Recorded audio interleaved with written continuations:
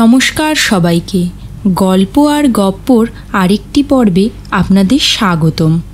আজকের গল্প লেখক শিবরাম চক্রবর্তীর পাতালে বছর পাঁচেক।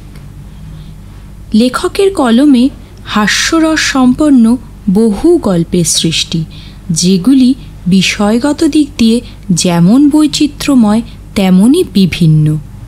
আজকের এই গল্পটিতে গোরা নামের একটি অল্পবয়স্ক ছেলে একটি কল্পনাপ্রসূত গল্প পড়ে এবং সেই গল্পের আসল স্বাদ নিতে সে তার নিজের জীবনের ঝুঁকি নিতেও বাধা মানে না এবং সঙ্গে তার আশেপাশে যারা রয়েছে তাদেরকেও বিপদের মধ্যে ফেলে দেয়, এবং তখনই শুরু হয় নানা রকম বিভ্রাটের।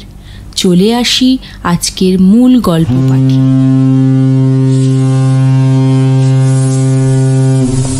তখনই বারণ করেছিলাম গোরাকে সঙ্গে না নিতে। ছোট ছেলেকে সঙ্গে নিয়ে কোনো বড় কাজে যাওয়া আমি পছন্দ করিনি। আর তার ওপর অপয়া ওর ওই বইখানা প্রেমের মিত্তিরের পাতালে 5 বছর। যখনই ওটা ওর বগলে দেখেছি তখনই জানি বেশ গোলযোগে পড়তে হবে। বেরিয়েছি সমুদ্র যাত্রায়, পাতাল যাত্রায় তো নয়। সুতরাং কী দরকার ছিল ওই সব বই সঙ্গে নেওয়ার? যত সব বিদঘুটে কাণ্ড ওই ছেলেটার। মনে মনে আমি চটেই গেলাম। জাহাজে উঠে রেলিংয়ের একপাশে যখন আমি দাঁড়িয়ে আছি, তখন গোরা এসে চাপা গলায় আমাকে বলে, মেজমামাকে বলবেন না কিন্তু, খুব ভালো হয় যদি আজকে জাহাজটা ডুবে যায়। কথাটা শুনে আমি গোরার দিকে তাকিয়ে বললাম, কি ভালোটা হয়? গোরা উৎসাহের সঙ্গে আমাকে বলল, শটাং পাতালে চলে যাওয়া যায় এবং সেখানেই এই দেখুন না, বলে বইয়ের পাতাটা উল্টাতে শুরু করলো। আমি ওকে বোঝাবার চেষ্টা করলাম, নিতান্তই অকস্মাৎ প্রচণ্ড সাইক্লোন কিংবা বরফের পাহাড়ে যদি ধাক্কা না লাগে তাহলে সেরকম সুযোগই পাওয়া যাবে না।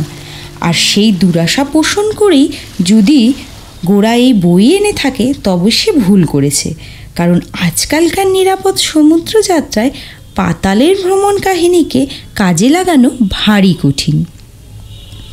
আমার কথায় গোরা কিছুটা দমে গেল এবং অবশেষে বলল, তাহলে কি কোনোই আশাই নেই একেবারে? নিষ্প্রিয় কণ্ঠে আমি জবাব দিই, দেখছি না তো। তাছাড়া তুমি ব্যতীত জাহাজের এতগুলি প্রাণীর মধ্যে কারোর ভুলে পাতালে যাওয়ার শখ আছে বলেও আমার মনে হয় না। কথাটা শুনে গোরা যেন আকাশ থেকে পড়ল। আরে বলেন কি, তা কখনো হয়? আপনিও কি যেতে চান না পাতালে? আমি প্রবল বেগে মাথা নাড়লাম। পাতাল তো দূরে থাক, হাসপাতালেও না। কেউ কি মরতে যায় ওসব জায়গায়? আমাকে জানো না তুমি, আমার পাতালে যাবারও ইচ্ছে হয় না, মোটর চাপা পড়বারও ইচ্ছে হয় না, রেলে কাটা যাবারও ইচ্ছে করে না। আমি যেন কীরকম। গোরা আমাকে উৎসাহ দিয়ে বলে, আরে আমি সঙ্গে থাকবো, ভয় কি আপনার? ঠিক আছে, আপনি এবার বইখানা পড়ুন, আমি মেজমামাকে দেখে আসি। এই বলে গোরা বইটি আমার হাতে দিয়ে সেখান থেকে চলে গেল। বইটি হাতে নিয়ে আমি ভাবলাম, এই বইটিকেই যদি আগে পাতালে পাঠিয়ে দেওয়া যায় কেমন হয়? সিঙ্গাপুরে যাচ্ছি আমরা, শিঙা ফুঁকতে তো যাচ্ছি না। আকাশ পাতালে বৃত্তান্ত আমার কি কাজে লাগবে? তারপর কিছুক্ষণ ইতস্তত করে বইটা পড়তে শুরু করি, ঠিক শেষের দিক থেকে। গোড়ার দিক থেকে পড়ব না বলেই শেষের দিকটাই ধরি আগে। বইটা যখন পড়তে শুরু করলাম, এমন সময় এক কর্ণবিদারী আওয়াজ হলো। সেই মুহূর্তে আমার হাত থেকে খসে পড়ল বইটা। খসে পড়লাম আমিও চেয়ার থেকে। কত বড় জাহাজটা থর থর করে কাঁপতে লাগলো। উঠবো না অমনি করেই পড়ে থাকবো, অর্থাৎ কি করব ইত্যাকার চিন্তা করছি।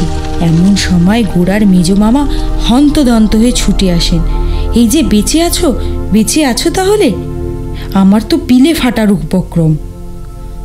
গোরার মামার এই কথা শুনে আমি তাকে জিজ্ঞাসা করি, ব্যাপার কি, কি হয়েছে? জাহাজের ইঞ্জিন বাস্ট করলো নাকি? আরে না মশাই, আরেকখানা জাহাজ। জাহাজে জাহাজে ঠোকাঠুকি। মনে হচ্ছে কোনো চোরাই মালের জাহাজ হবে বোধহয়। ধাক্কা মেরেই ছুটে পালিয়েছে। ওই দেখুন না। কথাটা শুনেই ঘাড় উঁচু করে তাকালাম। আরেকখানা জাহাজের মতনই দেখতে। সুদূর দিকচক্র বালের দিকে নক্ষত্র বেগে পালাচ্ছে। আমাদের শ্রীমান জাহাজ ততক্ষণে কাঁপুনি থামিয়ে স্তব্ধ হয়ে দাঁড়িয়েছে। দুধারে এত ফাঁকা, 200 জাহাজ যাবার মতো চওড়া পথ। তবু যে এরা কি করে মুখোমুখি আসে, মারামারি করে, আমি তো ভেবে পাই না। এই কথাটি বলে আমি ভীষণভাবে বিরক্ত প্রকাশ করি। অপর দিক থেকে মেজমামা আমাকে প্রশ্ন করে ওঠে, উপকূল থেকে আমরা এখন কতদূরে? আমি বলি, 6-7 ঘন্টা তো চলছে আমাদের জাহাজখানা। 150 কি 200 মাইল হবে বোধ হয়। কথা শেষ হতে না হতেই ঢং ঢং করে জাহাজের অ্যালার্ম বেল বাজতে শুরু করল। শ্রীমৎ গৌরাঙ্গদেব লাফাতে লাফাতে আবির্ভূত হলেন। মেজো মামা, দেখবে এসো কি মজা, আপনিও আসুন শিবরামবাবু। জাহাজের খোলে হু হু করে জল ঢুকছে, কি চমৎকার। বক্ষস্থলে উপস্থিত হয়ে দেখি কাপ্তেন সেখানে দাঁড়িয়ে খালাসিরা পাম্পের সাহায্যে জল নিকাশ করছে। চারিদিকে দারুণ ত্রাস আর ত্রস্ততা। যাত্রীরা ভীত বিবর্ণ মুখে খালাসিদের কাজ দেখছে। সবার মধ্যে একমাত্র গোড়াই কেবল আনন্দে আত্মহারা। পাতালে যাবার পথ পরিষ্কার হচ্ছে কিনা ওর, কাজেই ওর ফুর্তি। গোড়া আমাকে জিজ্ঞাসা করে, ডাঙা এখান থেকে কত দূর হতে পারে? আমি একটু ভেবে বলি, 2-3 মাইল হবে বোধ হয়। তখন গোড়া বলে, তাহলে তো সাঁতরেই চলে যেতে পারবো। কোন দিকে বলুন তো ডাঙাটা? সোজা নিচের দিকে। এবার গোড়ার মুখে একটু হাসি ফোটে। ও তাই বলুন, আপনি তো ভয় পাইয়ে দিয়েছিলেন। না না, ভয় কিসের? পাতালে যেতে হবে, পুরো 5 বছর থাকতে হবে সেখানে, তার আগে চলছে না, কি বলুন? তাই তো। সমুদ্রটা তলিয়ে দেখতে সে অস্থির। পাতাল যেরকম জায়গা, সেখানে পুরো 5 মিনিটও থাকা যাবে কিনা এরকম একটা সংশয় আমার বহুদিনই ছিল। পাতাল কাহিনীর 134 পাতা পর্যন্ত পড়েও সে সন্দেহ কিন্তু আমার টলেনি। কিন্তু থাক, সে কথা আর গোড়ার সামনে আমি বলতে চাই না। হঠাৎই গোড়া সচকিত হয়ে ওঠে, বইটা কোথায় গেল? সেই বইখানা? আমি একটু ভেবে বলি, ডেকেই পড়ে আছে। সর্বনাশ, ডেকে ফেলে এসেছেন। কত কাজে লাগবে এখন ওই বইটা, কেউ যদি নেয়, সরিয়ে ফেলে। এই বলে গোড়া আর এক মুহূর্ত সময় নষ্ট না করে সেখান থেকে বইয়ের খোঁজে বেরিয়ে পড়ে। এই সময় মেজো মামা এগিয়ে এসে আমায় জিজ্ঞাসা করে, কিরকম বুঝছো গতিকটা? আমাকে আর উত্তর দিতে হয় না, স্বয়ং জাহাজ তার কথার জবাব দেয়। তার একটা ধার ক্রমশ কাত হতে থাকে। ডেকে সেই ধারটা পাহাড়ের গায়ের মতো ঢালু হয়ে নেমে যায়। অ্যালার্ম বেল আরও জোরে জোরে বাজতে থাকে। ক্যাপ্টেন লাইফ বোটগুলো নামাবার হুকুম দেন। জাহাজ পরিত্যাগের জন্য যাত্রীদেরও প্রস্তুত হতে বলেন। লাইফ বোট নামানোর জন্য তেমন একটা হাঙ্গামা পোহাতে হলো না। একই তো জাহাজ কাত হয়েই ছিল, তাই সেগুলো শটাং হয়েই জলে গিয়ে দাঁড়ালো। আর জাহাজের যাত্রীরাও লাইফ বোটের অনুসরণেও প্রস্তুত হলেন। গোড়ার মেজো মামা আর আমি, আমাদেরও বিশেষ দেরি ছিল না। যেমন ছিলাম তেমনি বোটে যাবার জন্য প্রস্তুত হলাম। এমন দুঃসময়ে লাগেজ, হোল্ডল বা সুটকেসের ভাবনা কে ভাবে? সন্দেশের বাক্সের কথাই কি কেউ মনে রাখে? কেই বা নিতে চায় সেসব। কিন্তু গোড়া কোথায় গেল এই সংকট মুহূর্তে? আমি গলা ফাটাই এবং মেজো মামা আকাশ ফাটান। গোড়ার কিন্তু কোনো সাড়াই পাওয়া গেল না। কে জানে, হয়তো কেবিনে বসে বই পড়ছে। মেজো মামা হঠাৎ খাপ্পা হয়ে ওঠেন, এটা কি পড়বার সময়? পড়াশোনা করার সময় কি আর নেই? আমি বলি, ওর যা পড়ার ঝোঁক, ওর কি সময় অসময় জ্ঞান আছে? এই বলে আমরা দুজনেই কেবিনের দিকে দৌড়ই। না, কেবিনে তো নেই। তখন আমরা এদিক ওদিক দিক বিদেন্তে খুঁজে বেড়াতে শুরু করি, কিন্তু কোথায় গোরা? অবশেষে আমাদের জন্য সবুর না করে শেষ বোটখানাও ছেড়ে দেয়। সবগুলি বোটকে দিকচক্রান্তে একে একে অন্তর্হিত হতে দেখে দেখে দীর্ঘ নিঃশ্বাস ফেলে আমরা বসে পড়ি। সেই পরিত্যক্ত জাহাজে কেবল তখন আমরা দুজন। গোরা না লাইফ বোট, কার বিরহ আমাদের বেশি কাতর করে তখন সেটাই বলা শক্ত। খট করে হঠাৎ একটা শব্দ হতেই চমকে উঠি। দেখি শ্রীমান গৌরাঙ্গ হাসতে হাসতে অবতীর্ণ হচ্ছেন। তাকে দেখা মাত্রই মেজমামা যেন কামান দাগেন। কোথায় ছিলি রে এতক্ষণ? গোরা উত্তর দেয়, কতক্ষণে বোটগুলো ছাড়ে দেখছিলাম, সবগুলো চলে যাবার পর আমি নেমে এসেছি। মেজমামার দিক থেকে সহানুভূতির আশা কম দেখে গোরা আমার গা ঘেঁষে দাঁড়ায়। কানে কানে বলে, পাতালে যাবার এমন সুযোগ কি ছাড়তে আছে মশাই? আপনিই বলুন না। আমি চুপ করে থাকি। কি আর বলবো? আশঙ্কা হয় এখন কথা বলতে গেলেই হয়তো তা কান্নার মতো শোনাবে। নিশ্চিত মৃত্যুর সম্মুখে কান্নাকাটি করে আর কি লাভ? গোরা আমাদেরকে চাপা গলায় সান্ত্বনা দেয়, ঘাবড়াবেন না, ফিরে এসে আপনিও প্রেমেনবাবুর মতো অমনি একখানা বই লিখতে পারবেন। আমি বলি, হ্যাঁ সত্যি ঠিকই বলেছ, ফিরে আসতে পারি যদি। মুখ ফুটে বেশি কথা আর বলতে পারি না। এদিকে ক্রমশ বিকেল হয়ে আসে। অনেকক্ষণ বসে থেকে আমরা ওপরে উঠি। খাওয়ার এবং শোয়ার ব্যবস্থা করতে হবে। যতক্ষণ বা যতদিন এই জাহাজের এমনিই ভেসে থাকার মতিগতি থাকবে, বা পাশ দিয়ে অন্য কোনো জাহাজ আমাদের দেখতে পেয়ে তুলে না নেবে, ততদিন বেঁচে থাকার লড়াইটা তো আমাদের করে যেতেই হবে। জাহাজকে ধন্যবাদ দিতে হয় যে সে এইরূপ কাত হয়ে রইলেন, বেশি আর তলাবার চেষ্টা করলেন না। আমরা তিনজন এধারে ওধারে আর কেবিনে পরিভ্রমণ শুরু করলাম। খাবার দাবার অপর্যাপ্তই রয়েছে। 5 বছর না হোক 5 সপ্তাহ টেকার মতো নিশ্চয়ই।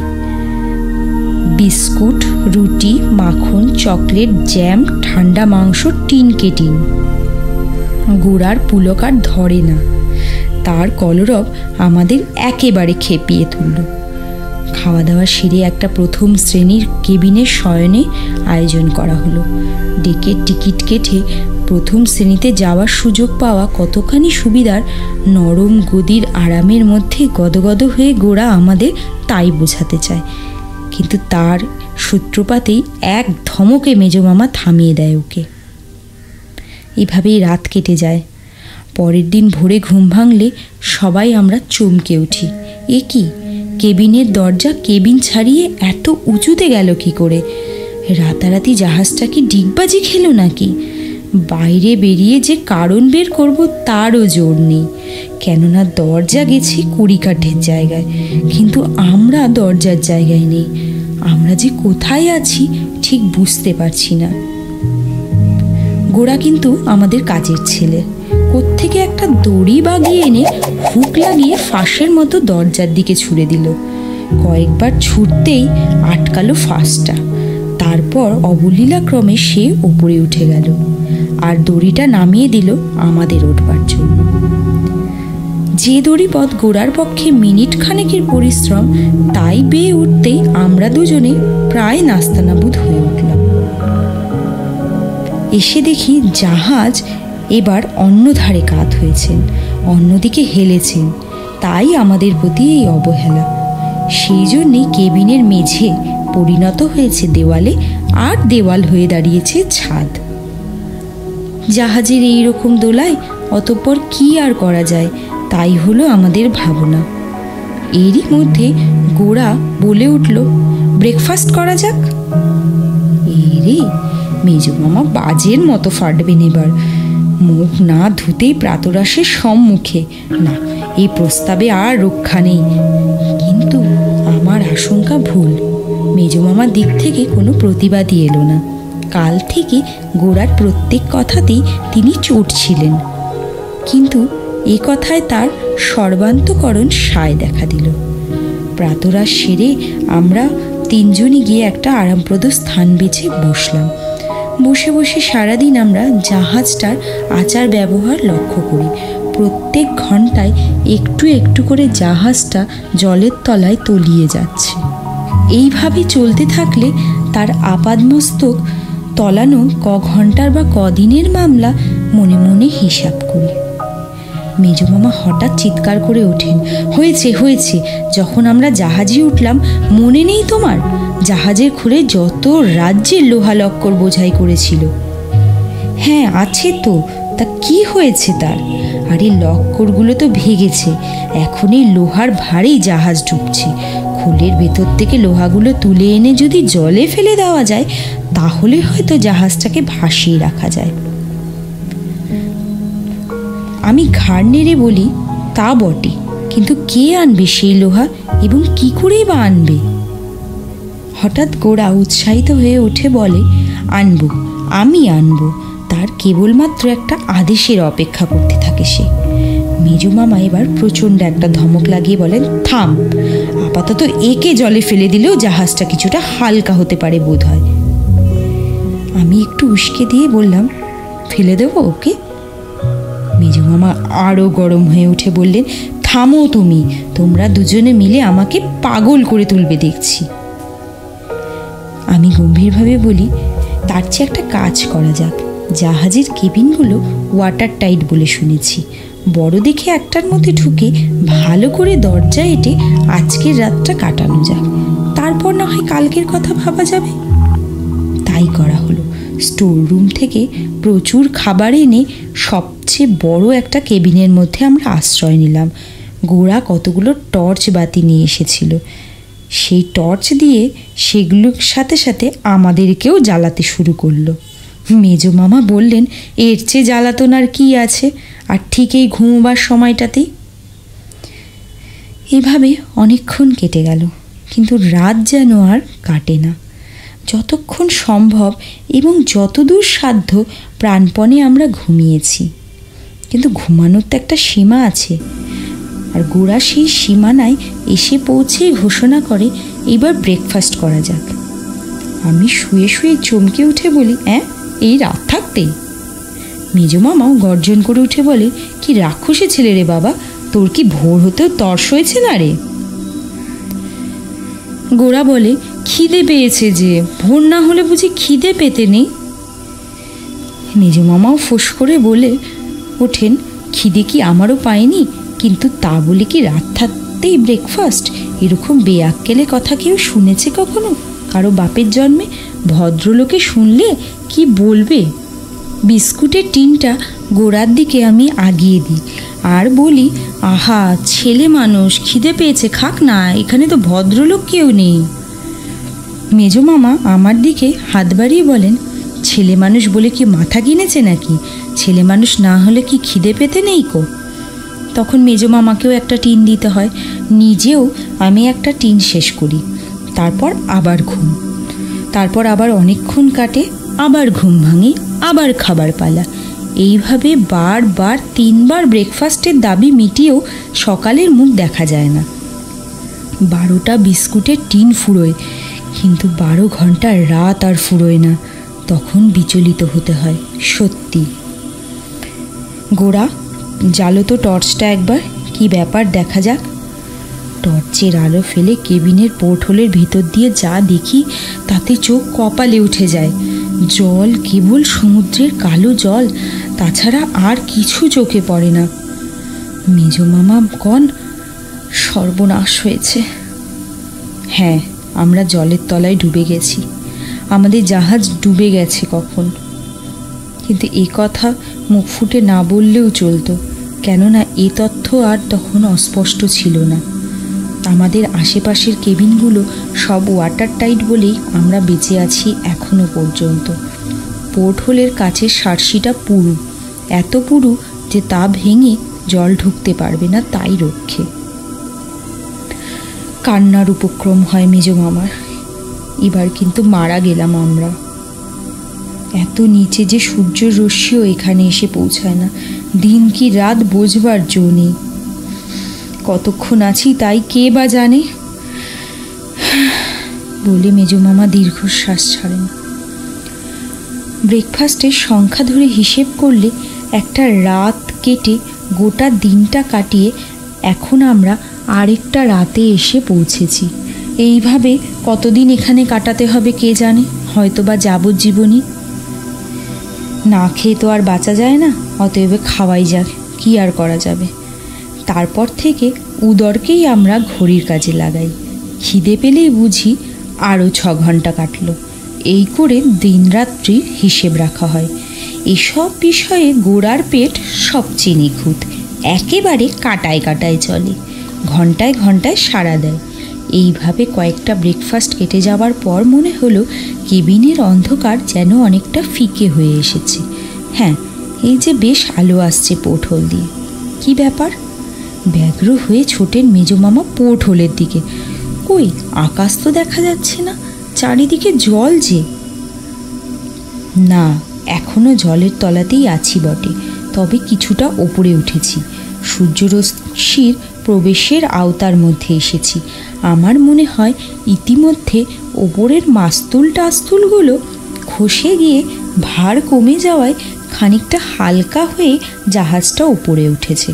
যাক, একটু আলো তো পাওয়া গেল, এই লাভ।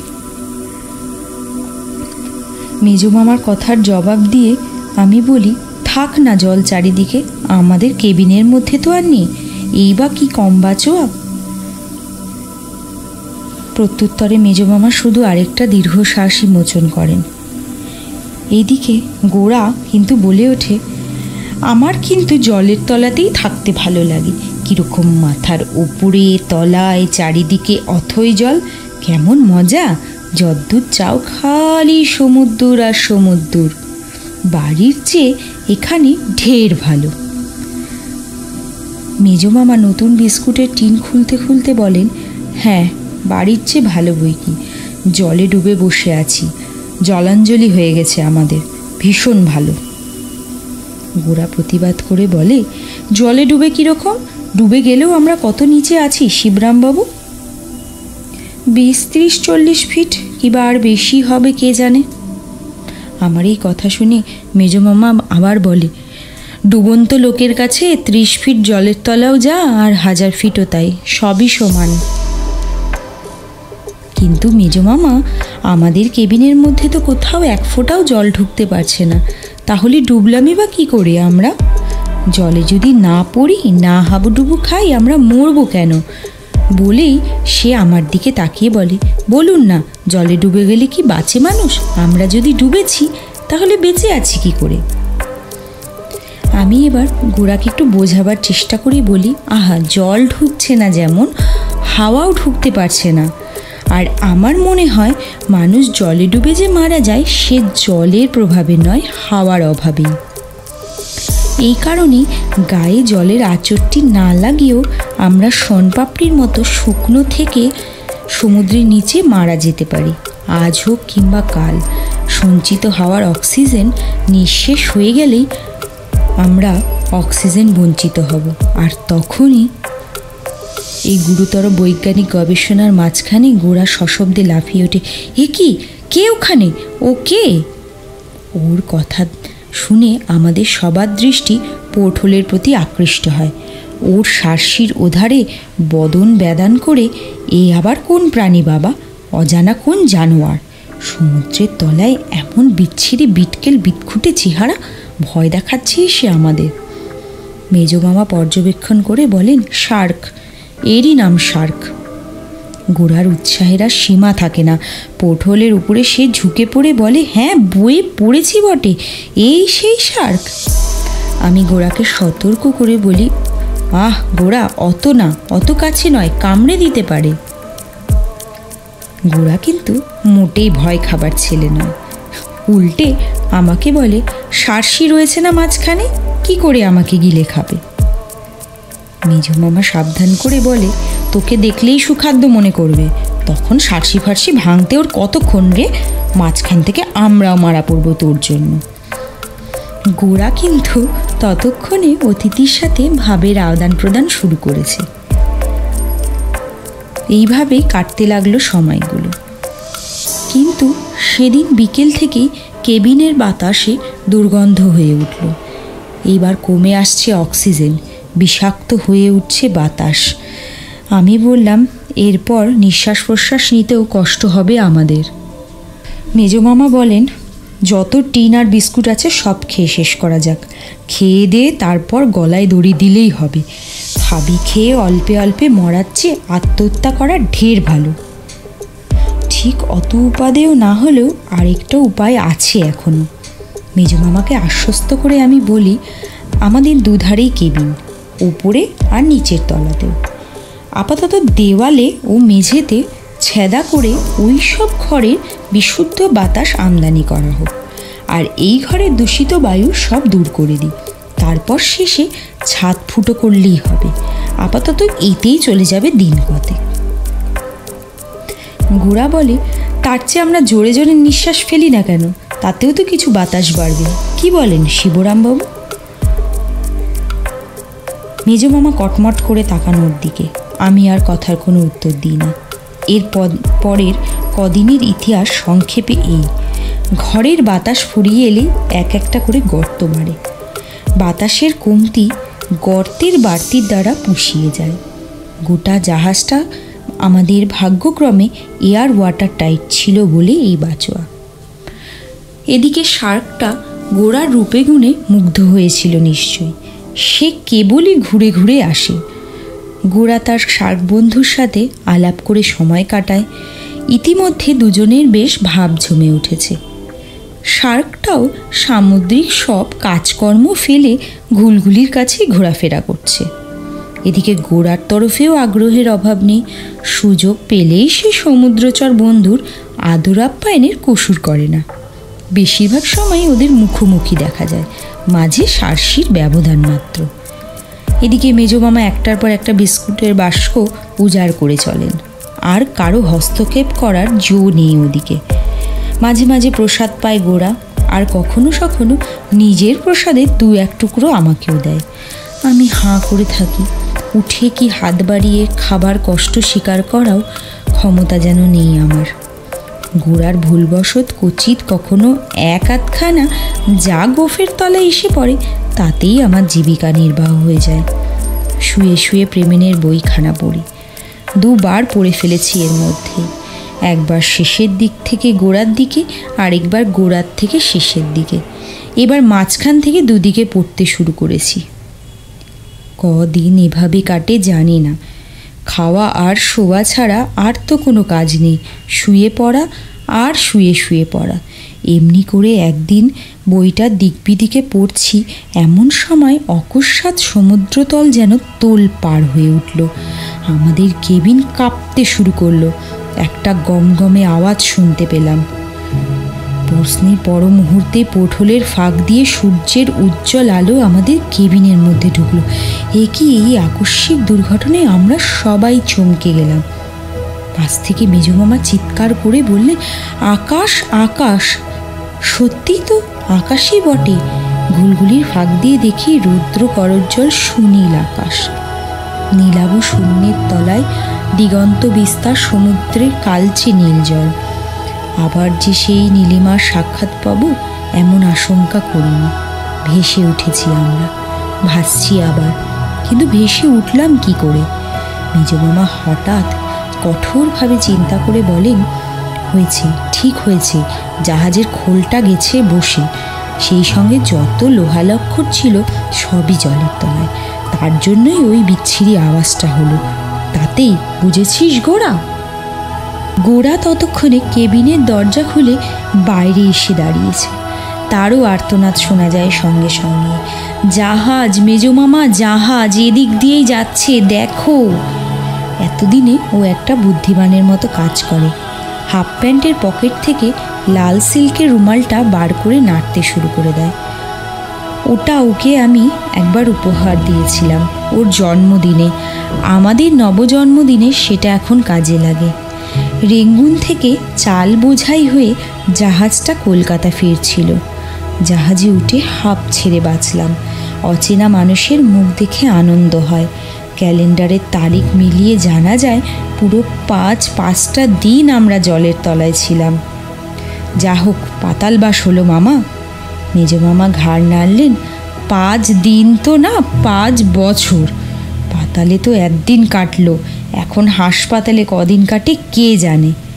আমি বলি, যা বিস্কুট পেটে গেছে এ কদিনে, শুকনো বিস্কুট চিবোতে হয়েছে দিনরাত। গোরা বলে, বারে বিস্কুট বুঝি খারাপ? ও তো খুব ভালো জিনিস। বিস্কুট খেতে পেলে ভাত আবার খায় নাকি মানুষ? গোরার মামা গুম হয়ে থাকেন। তার ভোট যে বিস্কুট আর গোরার পক্ষে, সেটা কিন্তু বেশ বোঝা গেল। আজকের এই গল্প পাঠটি আপনাদের কেমন লাগলো তা কিন্তু আপনারা অবশ্যই কমেন্টের মাধ্যমে জানান। আর এই গল্প পাঠটি যদি আপনাদের ভালো লেগে থাকে তাহলে আমার চ্যানেল গল্প আর গপ্পকে সাবস্ক্রাইব করে দিন। এই মুহূর্তে আপনারা যারা আমার গল্পটি শুনছিলেন তাদের সবাইকে অসংখ্য ধন্যবাদ। আপনারা ভালো থাকবেন, সুস্থ থাকবেন।